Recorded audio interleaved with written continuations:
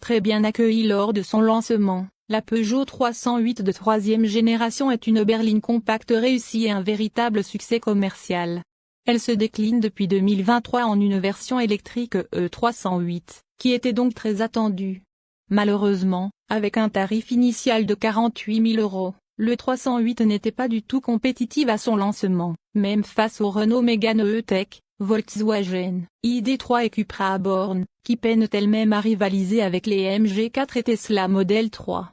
Peugeot a certes tenté de corriger le tir depuis en revoyant à la baisse le tarif de son E308 à plusieurs reprises, mais cela n'était toujours pas suffisant, alors que certaines de ses rivales réduisent elles aussi régulièrement leur prix. Peugeot brade donc une nouvelle fois son E308, qui s'affiche désormais à partir de 44 000 € en finition allure et même 42 600 € une fois les remises du constructeur appliquées. Il est ensuite possible de déduire le bonus écologique de 5 000 € actuellement.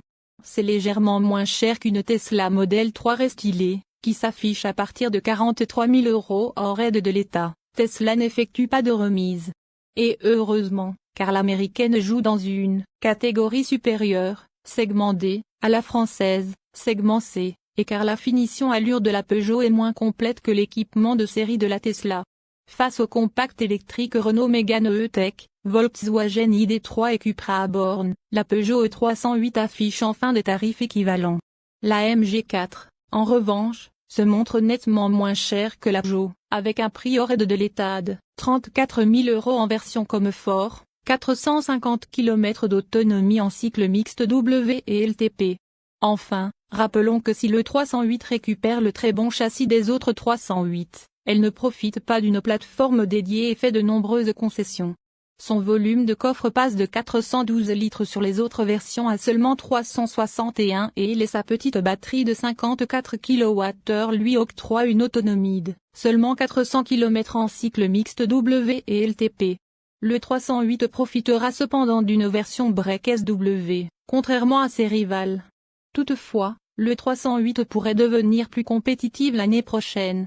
En effet, alors que le montant du bonus écologique devrait augmenter en 2024, les voitures électriques dont la production est la plus polluante en seront privées.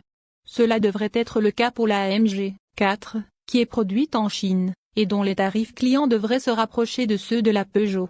Les Tesla Model 3 livrés en France sont pour le moment issus d'une usine à Shanghai, et non de la Gigafactory de Berlin, et devraient donc elles aussi perdre cette aide. Les Renault Mégane E-Tech, Volkswagen ID.3 et Cupra à borne continueront quant à elles de profiter du bonus.